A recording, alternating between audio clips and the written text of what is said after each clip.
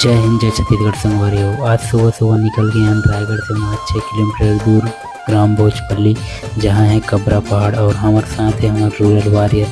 अब जो है सब अपन अपन व्यवस्था के साथ धीरे धीरे चढ़ाते हैं, ज़्यादा दूर नहीं है संगवारी हो।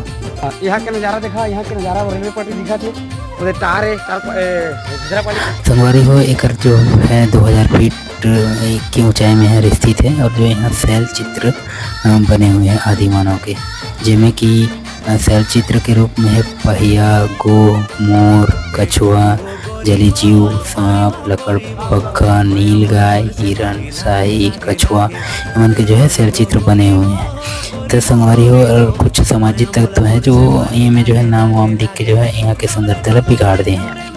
और यहाँ है मधुमक्खी के छत्ता, जेकर डर रही सोई हुई संगवारी हो। और अभी खेल ली हमन मधुमक्खी समझ में नहीं आती।